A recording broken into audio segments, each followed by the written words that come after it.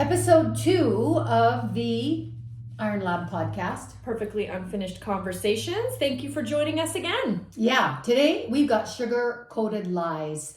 These are the nutrition habits that just aren't working for us. So in this podcast today, Kim and I sat down, we were brainstorming, we were thinking like, what are all of the diet dogma lies that are floating around the internet, or things that people think are working, but it's literally just not working for us. That was kind of the premise of this podcast. I always say, recently I've been saying to my clients, like, we are fighting so hard to keep some of these habits, you know, like we just want to fight for what we like. And the simple fact of the matter is that you're fighting to keep things that aren't working. Exactly. Yeah. Boom. So a couple of examples that we just decided to, point form right out. One of them being the high carb, high fat. And the perfect example of this is literally anything drive-through. Literally anything drive-through. Your breakfast wrap, your chicken mixed sandwich. Yeah, all of it. And a lot of that is because we want ease and we know the route, or we've built the habit. If I leave 5 minutes early, I have enough time to turn right and get through the drive-through and get back on track on the road on time to my destination. Well, and it's also a happy place, like our routines, the routines you have are because they feel good to you. Yeah. And so if your routine includes a double and a breakfast wrap or two, you like it. And so it's going to be awfully hard to break that habit until you can come up with a new habit to replace it. Exactly. And that's just, the law of habits. James Clear with Atomic Habits, he has a Clear. James Clear, my fault. No. He's got a brilliant book. And if you have not read it, I guarantee you will just leave that so mind blown, because it's our situations, it's our environments, it's, the cue, the reward. And like Kim said, the reward is you just want to feel good, and you have to learn to short circuit that thought in order to choose a new habit to become a new version of yourself. Yeah. And high carb, high fat it's just empty crap calories. Well, that's and not it's going to double. serve you. It's double the fuel. So high carb, high fat. When you look at the fact that carbs are a fuel and fat is a fuel, now you got high carbs, high fat, which are double the fuel, which is high energy density. And I don't mean energy like physical energy density. I'm talking like too much gas in the tank. And so remember that high carb, high fat are all the things we love: pizza, ice cream, chips and dip, guac and tortilla chips, like fresh baked chocolate chip cookies out of the oven. Yeah, that's Joe's favorite. It is. I love them. I like tortilla chips and guacamole. Well, pretty much anything, like straight up. Habits that don't work for me, like if I am ravenous and haven't planned well, I'm in danger of scraping a tortilla chip in the butter tray. Like high fat, high carb. I'm not lying. So what else is a habit that's not working for us is skipping breakfast and or lunch, and then eating myself out of house and home between 4 p.m. and bedtime. That skipping the breakfast is a huge thing, you guys, because not only does it kickstart our metabolism, but your blood sugar will go on a roller coaster ride the rest of the day and probably the next few days, because you can't balance out your glucose levels. Like, that's the science version of it. But basically, if you skip breakfast and your blood sugars crash, not only are you going to feel like dreary and tired all afternoon and foggy, but you will have zero fucking patience in the pantry when you go in there. You're like, I'm not making anything. What can I grab? What can I grab? And you're like, oh, there's the marshmallows. Oh, there's the chocolate chips for baking. Oh, there's this kid snack that I bought. No, whatever. I'm gonna eat it. I'm gonna eat the whole thing of that. Like, it just goes into, I want it and I want it now. Yeah, it's urgent. That's, what, we're gonna have to make a mental note to talk about blood sugar balance in a future podcast, because that alone, understanding how that happens and kind of the brain and body chemistry in that there's so much to be learned about that. Back to what Joe was saying, it is blood sugar imbalance, skipping breakfast. But if you are the type of person that is like, oh, I feel so nauseous in the morning, or I just have no appetite, now there's some science around the hormone leptin, which is produced by your body fat. And leptin is regulated in part, it's secreted from body fat or brain and body fat communication. It is supposed to tell your body how much fat is in storage, and it's got an influencer with circadian rhythm. So if you're leptin resistant, which also comes before insulin resistance, which makes you doubly susceptible to sticky weight gain and hard to lose body fat, you would benefit from regulating not only your light cycle in the morning, but breakfast with your light cycle in order to kind of calibrate that hormone. And lots of people are like, oh, that just doesn't sound good. But sister, perimenopause, high stress, that is for sure one habit, skipping breakfast and drinking coffee, empty stomach, that is not working. It is not working. Another habit that is not working for you or for us or for anybody else is that you're not planning and you're not prepping. If you do not prep in advance, then you're leaving everything to chance. And when everything's left to chance, you will almost always go the easiest route possible. And leave it till last minute and then do what you were just talking about, which is dive into the pantry. And basically you might be making a fairly healthy dinner, but you're still like, I'll have a handful of goldfish crackers and I'll have, it's only a couple pepperoni and I'll cut off a chunk of cheese. And you know what I mean? Like pretty soon you've eaten 1,000 calories and you haven't even gotten to supper yet. Yeah, exactly. So there's different ways where you can like plan and prep, and we're going to go over some of those, habits that are working for us later on.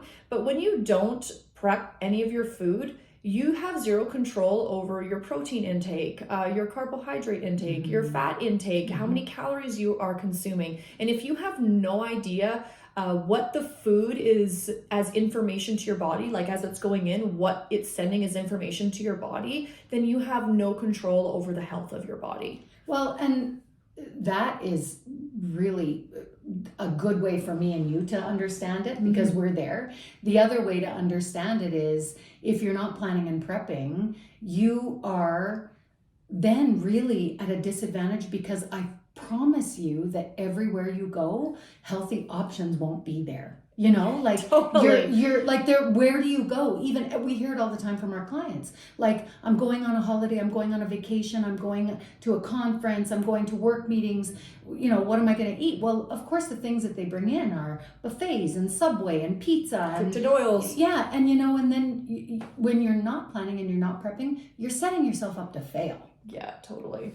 Another habit that we are talking about is under eating protein. If you know Kim and I, or if you have been around us for a minimum of 38 minutes, you will understand how important protein is to us and why we preach from the rooftops of Wolf Creek Drive, like, please eat your protein. I am such a meat eater, and I'm not talking protein powder. I can't actually remember the last time I had a protein powder. It's just where I'm at in my life right now.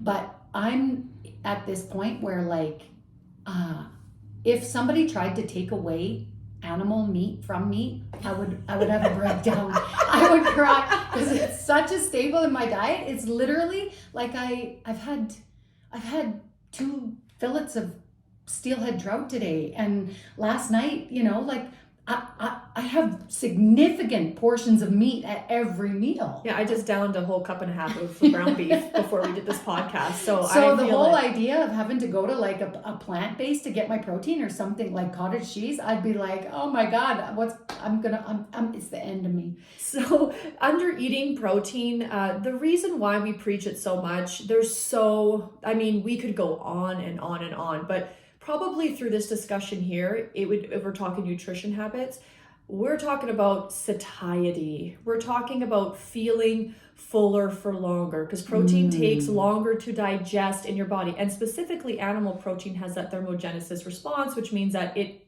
has to work hard. Your metabolism has to work hard breaking it all apart. So you just burn more calories while you're consuming it. It's also just going to take longer to digest, which makes you feel fuller for longer. Mm-hmm. So if we talk about it in just that sense, I mean, the other senses of recovery in your training, we're even talking about building muscles. Building muscles, so you actually can grow a stronger body. And healthy muscles. You know, like there's a difference between marbled muscle, fatty muscle, and healthy, strong muscle. Yeah. You know, like, and you can see it in people. You can see when they have got really tight, lean muscles, and you can see when they've got muscle, but it's buried under fat layers. Yeah. And you know, that's, I mean, body types aside, what we're aiming for with protein is ultimately, long and short, at the end of the day, protein builds the body you want. Yeah, it's the protein is the building block, the foundation for every cellular process.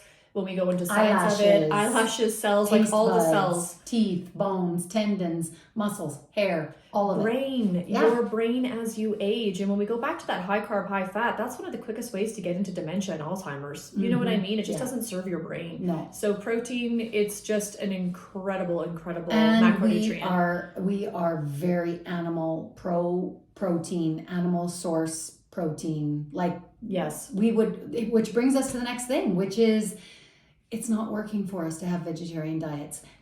Most of us, okay, so I'm going to bring up Emil because God bless him. He is a stud. Emil worked for us. He is a plant-based athlete and his body type thrives on that. He has a significant amount of muscle. He is, planning his food to hit protein target using plant-based protein every day. He's doing a stellar job, but he's an anomaly. Like the average person isn't, with a vegetarian diet, actually getting their protein needs met through vegetable fiber, plant fiber. They're doing it through fast, processed, cheap, factory-made items that say animal friendly, vegetarian, and then eating processed food.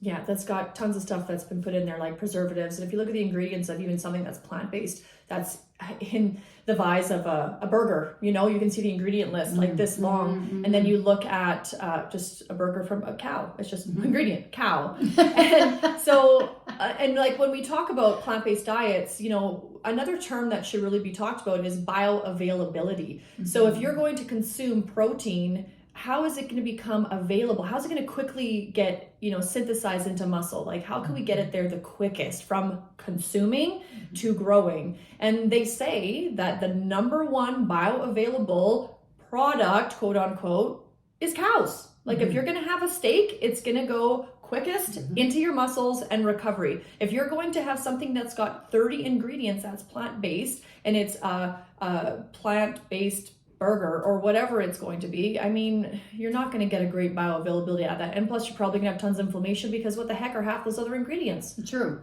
And the way I look at it is something like a vegan protein powder or a vegetarian protein powder, so it is 20 grams of protein, which is less than eating a chicken breast. It requires so much in the way of resources and soil depletion and water to grow all that stuff. It's not necessarily more environmentally friendly. And, when you look at it from a real primal health perspective, which is what I love and I'm passionate about, this is, at what point would you ever sit down and eat enough rice, brown rice, or cranberries to get 20 grams of protein? You just physically would not be able to eat that much plant matter to do that in that format, right? Peas, cranberries, brown rice, which tends to be typically kind of what that protein powder is made out of. And then, you're looking at, it's still a carbohydrate based plant that is then trying to have the protein content drawn out of it, which means you're like super consuming all of the other, like it doesn't make sense to me. Like chickpeas, for example, when we read literature or web pages or here's my top 10 Protein. proteins that are not from Mhm. meat or whatever. And chickpeas is always on there, and I'm just like, my goodness, like a whole cup of chickpeas, we're like at 56 or more grams of carbohydrates. It's Yeah. not a protein, it's a carbohydrate, Yeah. and a very dense one at Yes. that. And that's where it's so important to know, to understand what food is telling your body to Yeah. do. Because yes, chickpeas are perfectly fine. You can eat chickpeas till the cows come home. But the message for chickpeas in your body is they are converted to sugar in the blood. Yes, there's fiber. Yes, there's some protein,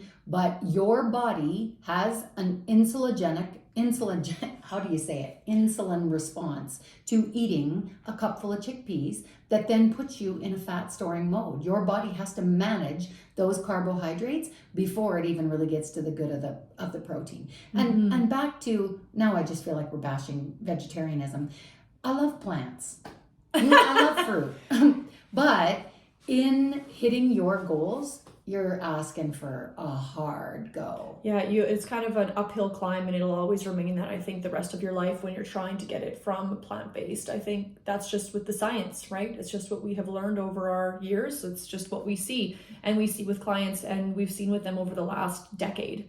Okay, So moving on. Vegetarian friends, don't hate us. Don't hate us. We love you. We love you. We just know. We just think there's some better options. So the next one is inconsistency in eating habits, and really, this whole thing is, you hear it to the cows. You said hear it to the cows come home. Now I'm saying it. You do hear it to the cows come home when we're talking about if consistency compounds. If you can just do something for a long period of time, you will get reward X. You know what I mean? Yeah. So when we talk about eating habits, we have, but there are people in the world who will be like, well, I ate one salad. How come nothing's changing? Well, we need to do that over a period of time. Well, I did one push-up. How come I can't do, you know what I mean? So we have to learn to be patient with the process, because what we're trying to establish is lifelong habits, folks. We're not trying to do something in a time frame. If you put anything within a time frame that you expect something by that time, you're probably going to be disappointed because those habits were not sustainable in the first place. And and this is the power of diet culture. We have been marketed to, like there is no 6 weeks to 6-pack abs. Somebody is trying to sell you something. Same, pretty much any product, program, supplement that you can buy is putting money in someone else's pocket.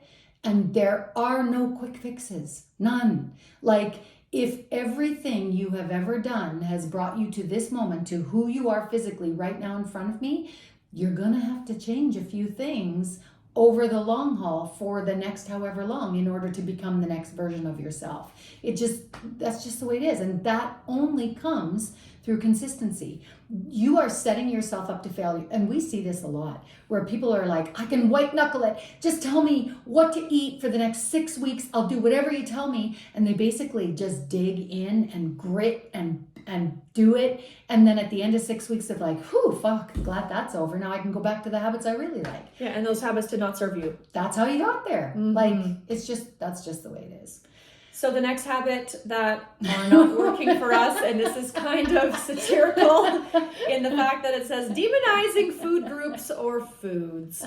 And I think where our heart was going was, with the vegetarianism. Is that what you're laughing? Yeah, I'm laughing because it's... Okay, we're not demonizing vegetarian. I said Emil has a rockin' body and he is a power athlete and that works for him. Most people, it does not. That's all I said. So I believe when we go into this topic, where our brains were going is like fruit. If someone wants to eat an apple, like why can they not eat an apple? I think I'm tired of hearing, well, I'm only supposed to have one fruit before here. And if I do a 45-minute workout, well, then I can eat more of this. I can earn another this. And I'm like, holy shit, like this is some crazy talk. That's if you step outside the box, are we hearing what we're saying? Right? Now, there's no good that can come for you. It just creates kind of more food disordered thinking around food, disordered eating. However, I think a lot of people also say, well, like everything in moderation.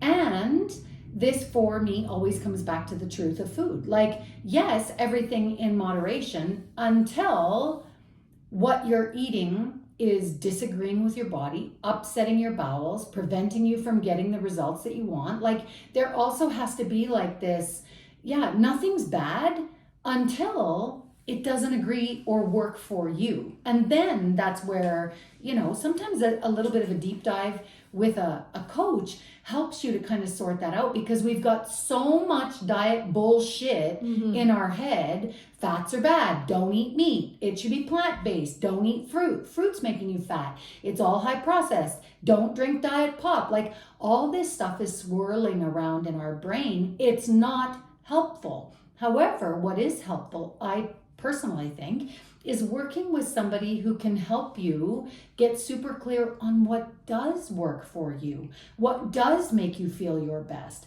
Maybe you don't feel good eating beef and you're gonna need to eat fish or shrimp and turkey and tuna, and there are so many examples of this.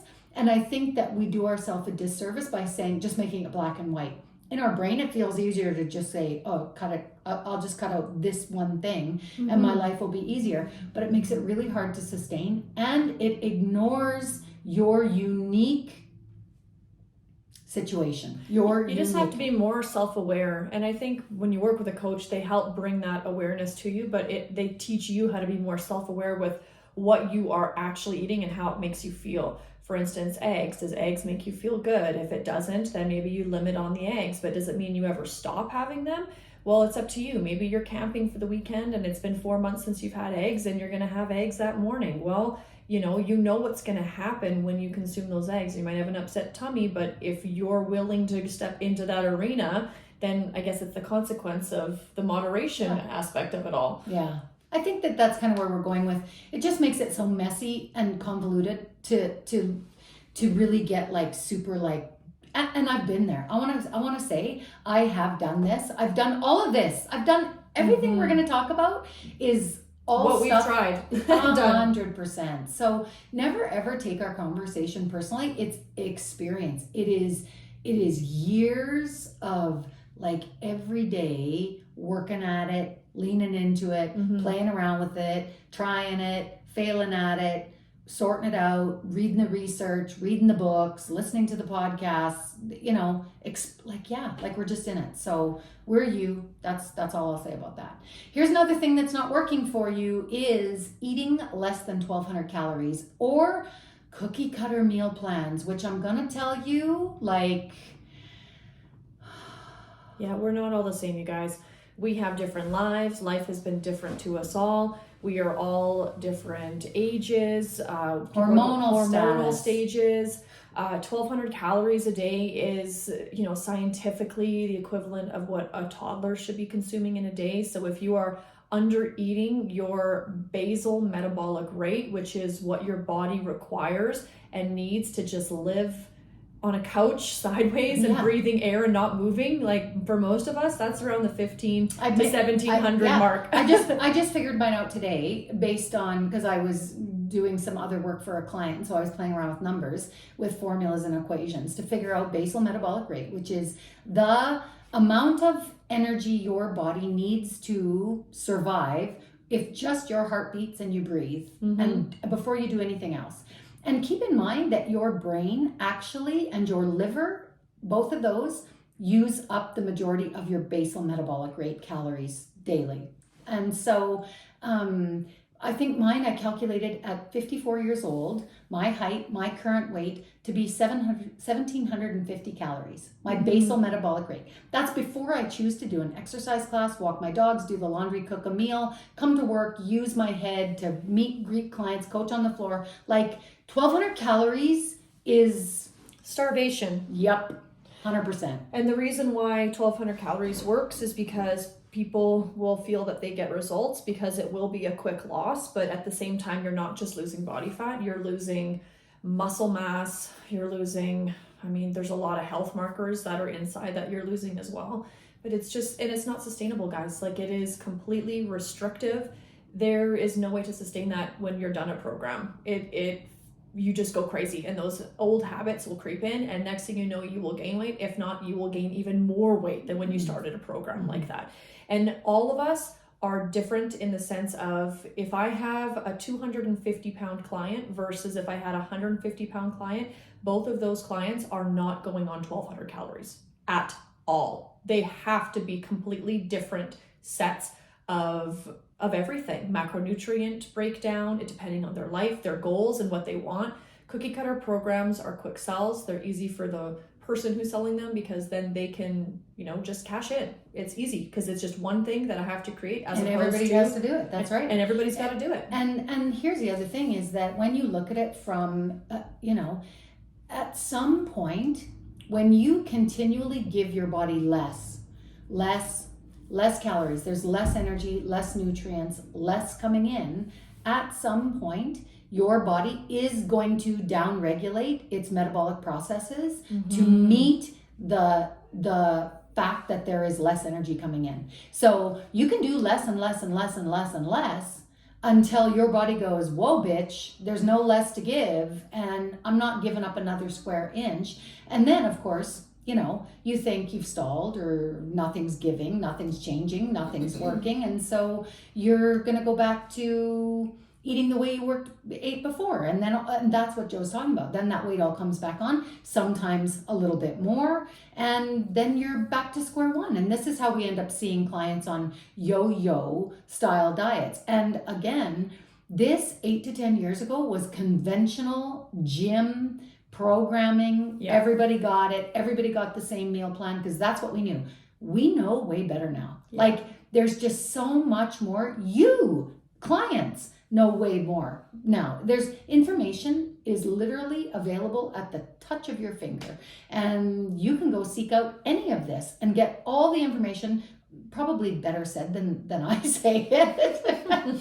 But it's totally accessible. Go do your own research and see exactly what we're talking about. There's one more thing I wanted to talk about with 1200 calories. And when Kim's talking about less and less and less, not only does it impact everything as such as she said, but let's talk about your nervous system and the fight, flight, freeze response that happens in there. Your body will have a sympathetic nervous system tightening up. It doesn't know when it's going to be fed next. So everything will go to storage, hence the term, a lot of skinny fat. You hear that term.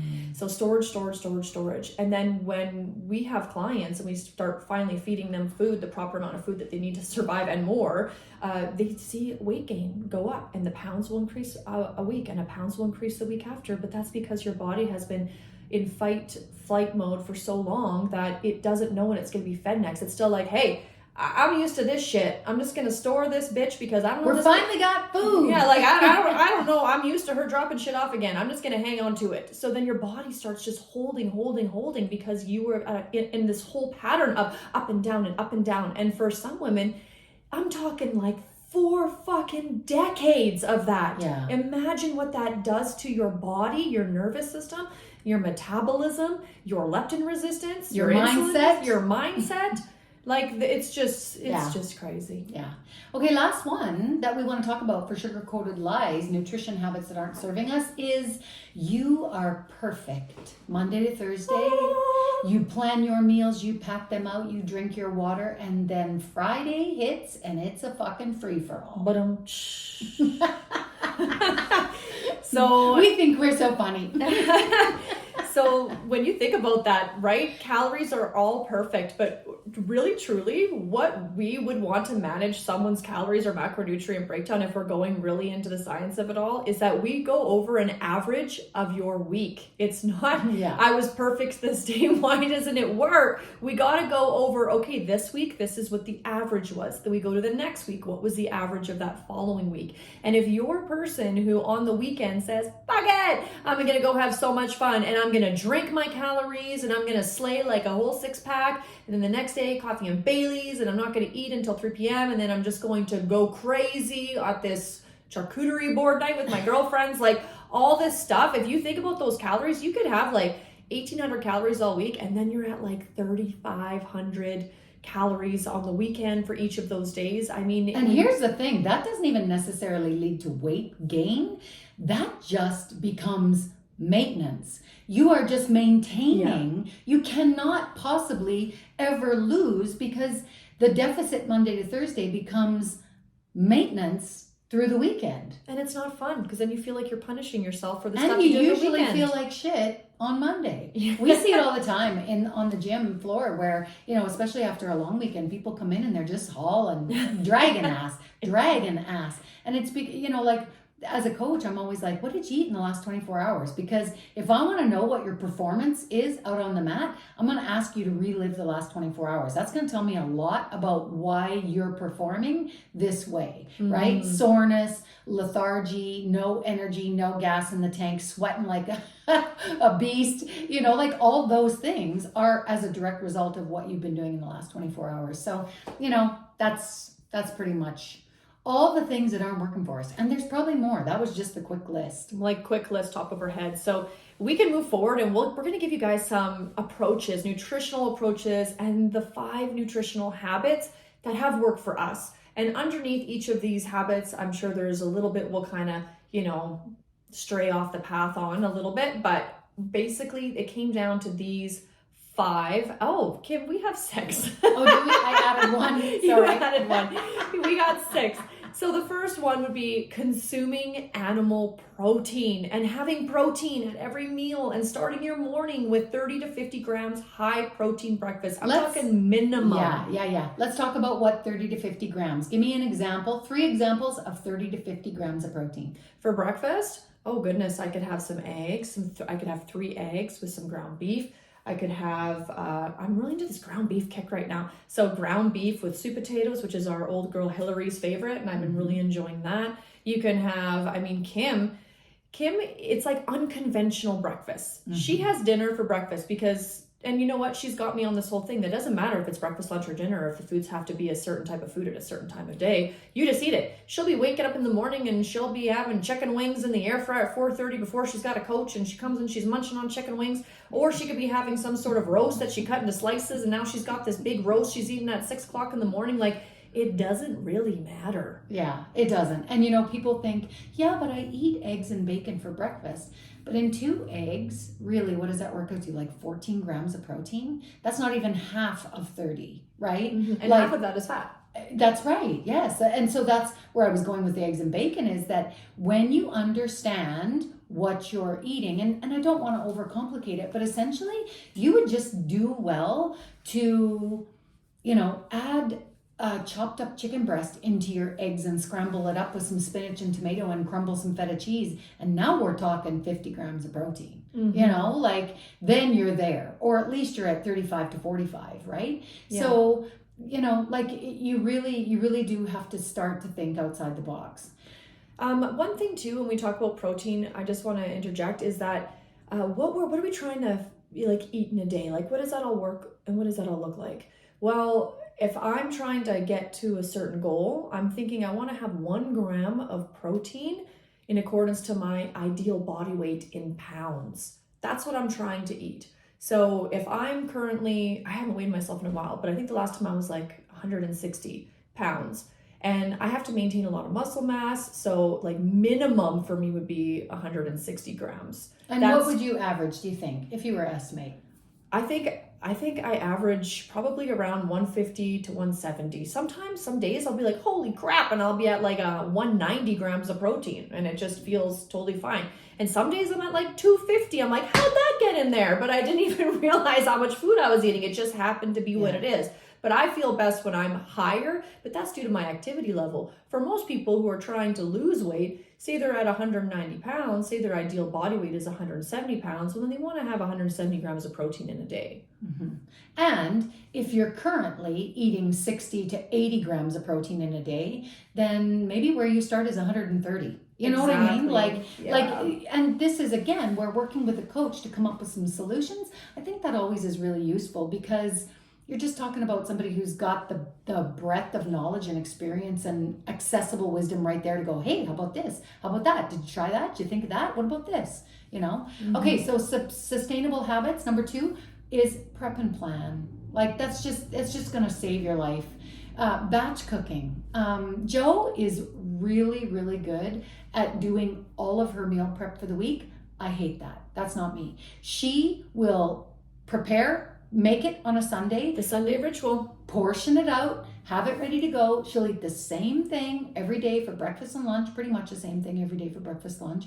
And me, I can't do it. But I have a different system. My planning and prepping looks like it's all about my protein. So I have something always in a deep freeze that can be pulled out and thawed. I have something that's thawed that's ready to be cooked, and I always have something that's cooked that I can nibble on, so that I'm always prioritizing protein, and it's in this revolving door because I don't enjoy, and I'm a good like on the fly. As long as I have my protein, I can put it with a salad, I can steam broccoli, I can throw in some edamame, I can have it with nuts and drizzle butter on it.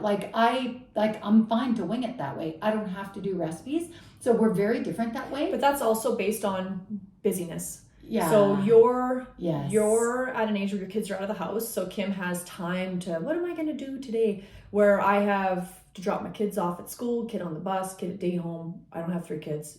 I only have 2. I don't know why I said 3 things there. But that's okay. But I have a lot of stuff that in the week, like in the morning, I just don't have time to get my food ready for the day. And the evenings we're doing sports. I don't have time to do it there. I find that if I can get my stuff done on Sunday, then I only have to think about dinners, and it's just refreshing. Before I had kids, I was a nightly ritual, kind of like Kim's talking about. It'd be like, how can I figure out for the next day, the nightly ritual? So there's your Sunday ritual, there's a nightly ritual, and then there's also a monthly thing, meaning you go to like Costco and you spend $200 to $300 of meat and you section it off and you get it all organized for that month. Totally. And there's other ways of doing it too. Like I have worked with clients before where we have just focused on what am I eating for the next 24 hours. Plan it out. Just know what you're eating tomorrow so that you can follow through on just that thing. You're just living in 24-hour day type compartments where you're setting yourself up to win. Exactly. So number 3 is sleep. You got to make it a priority. You got to have a cold room. You got to have blackout blinds, curtains. Get your phone out of your room. Turn off your TV in your room. No screens at all. That just goes into a whole wormhole. We should have a whole podcast on that, to be honest with you. And setting up your own proper sleep hygiene, your nightly sleep hygiene ritual, and keep it the exact same. We're running like we're looking at bears all day long, where when I say that, I mean our nervous system goes, or I'm busy and I'm running around and your body's tensing. And primally, that was you looking at a bear and being like, holy crap, there's a bear. But we do it every single day. We're looking at bears every single day, all day long. And then we expect ourselves to go to bed at night and we're wondering why we can't sleep through the night when we have this blue light shining in our eyes, pouring into our soul, and a glass of wine on the bedside table. There's just so much distraction for us just to get sleep. And interference to good sleep. Like we have just, again, it's all cultural, societal, acceptable behaviors. We scroll, we stare into the blue screen while we watch television, Netflix, on repeat. We... why is sleep so important? Tell them. What would you say? Why is it so important? Is the number 1, 2, 3 things? Top 3 things? It's when your body does all its healing and cleaning and reparation. It repairs itself. It's also when your hormones reboot. Like it is proven that if you are chronically sleep disrupted, you're gonna have a harder time with impulse control, with willpower, with making good decisions. So. And sleep is that is how you are remaining mind top of your game. Like, I think there was a time in my life where I was like, sleep, whatever. I'll sleep when I'm dead. I can remember saying that. My dad still says that, and he's turning 78 this year. But now I sleep like it's my job. And maybe because I've got so many perimenopausal and menopausal friends who don't sleep, I'm like, bitch, I'm sleeping because I'm going to sleep as long as I can sleep. Because I sleep like the dead 7 to 9 hours every night. Like, a couple of exceptions when I coach on the floor and I'm up early, But Joe hit the nail on the head. I have painted my room gunmetal. I think it's called cracked black pepper. It's dark. I got a blackout blind. I got an orange glow lamp by my bed. I am charging my phone in the hallway. The next step, husband beware, is that I'm going to fucking turn off the Wi-Fi at night. Like literally, I don't want any signals. I don't want any beeps. Drives me crazy that I got an alarm panel with a green light. Like, I'm going to make myself like cave woman sleep. Well, that's when you have the best sleeps, is when you are in a cave woman state. Yeah. And cold, that's my favorite thing. As soon as I can get the window open after winter when the frost is gone, that window, I'll like get into bed, and as soon as I warm up, dead sleep. So Cozy good. up. Water. Well, dehydration, electrolytes. I mean, we talk about inflammation. We talk about, I would say, so many people are dehydrated and they have no clue. Me. I am dehydrated chronically, totally. And it's just because I told her she had stopped drinking coffee about 2 years ago. Yeah. And then today she finally came up to me, I really got to get a handle on my coffee. These 4 cups a day aren't working for me. And I'm just sitting there, I just smile. I'm like, I think you're on the right path, Kim. Oh man, alive. Yeah, I love coffee. I love it. It's the ritual, it's the warmth, and it is sucking the life out of my skin and my body. So electrolytes. What are your thoughts on electrolytes and dehydration?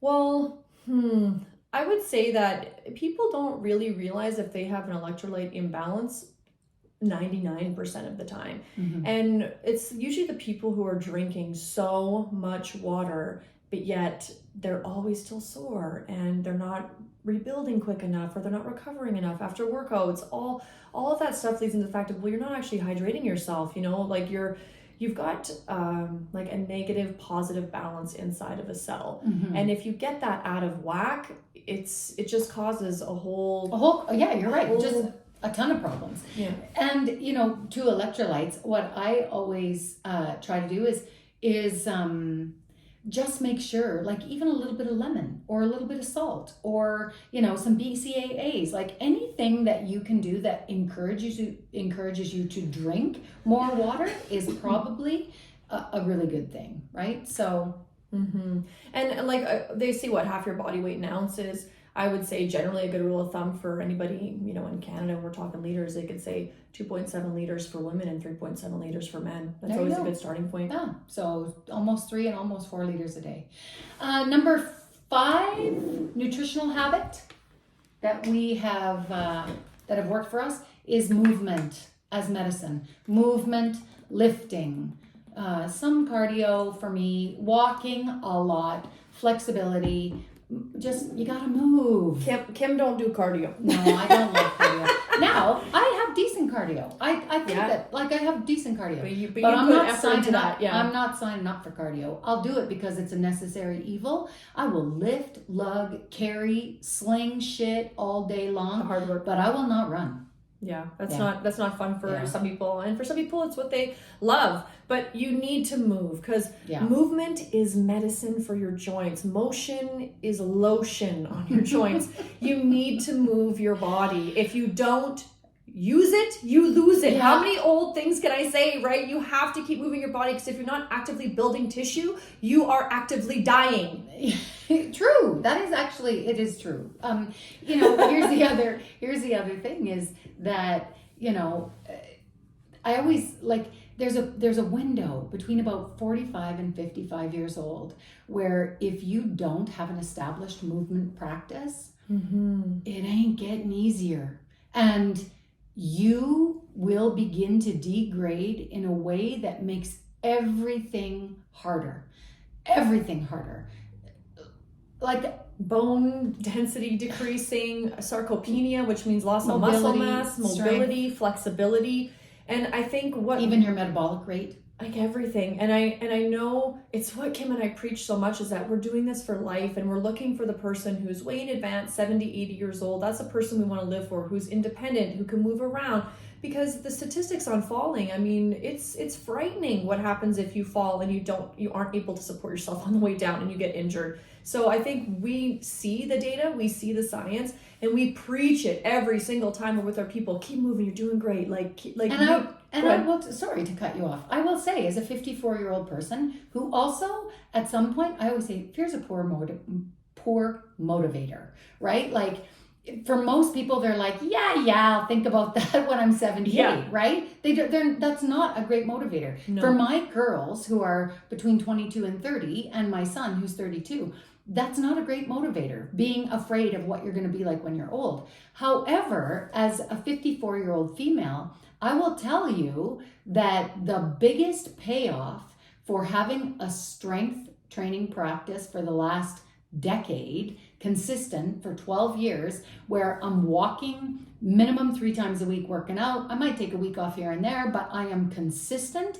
is that I feel like a badass in my body. Mm-hmm. I do not feel 54. I feel strong, lean, supple. I bend. I do what I want. I go where I want. I put on what I want. I never have to, my pant sizes don't change. Lift more, age less. Like 100%. And so when you look at movement as medicine, the movement is in healthy muscles, blood sugar regulation, better hormone management, better brain chemistry. Like the benefits are in, I'm 54 living like I'm better than I was at 34. Mm-hmm.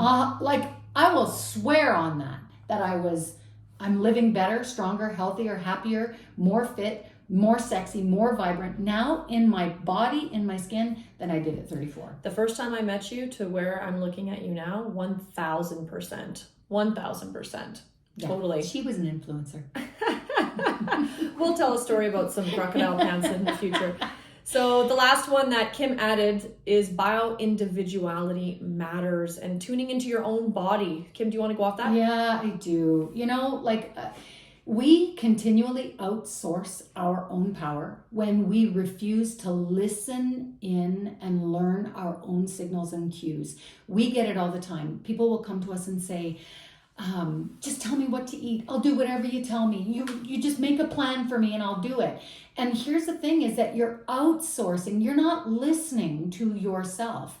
Your cues, your signals, your food, your habits, are going to be different than mine. You are going to have to make this a journey. I'll coach you. I'll give you ideas and suggestions and we'll talk about how that works for you and how it feels for you. But you got to listen in. And that, I think, we are always seeking external validation. Did I do a good job? Did I hit my macros? Did I hit my calories?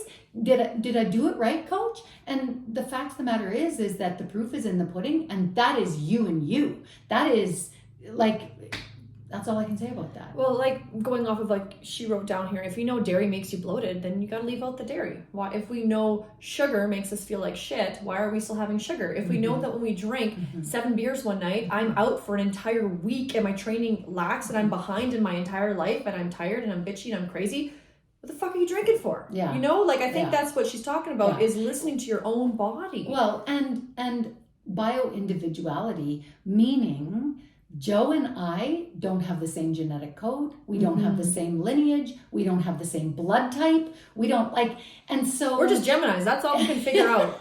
And so the fact of the matter is that what works for her is going to be unique for her, and what works best for me is going to be unique to me. This episode went way longer than we anticipated, mostly because we're just so friggin' passionate about it, and because it's our experience in working with our people. We'd love your feedback. Here's the thing. You're going to have to bear with us as we grow because we're riffing cold off of point form notes and dialoguing. And so I'm not going to lie. There are times where my brain can't keep up with my mouth and the lingo is still trapped inside the gray matter. So, so sometimes I think it doesn't come off as educated as we really are, but that's also just part of riffing it out and real talk. And that's why we named this Perfectly Unfinished Conversations. Okay, love ya. Subscribe. Bye-bye.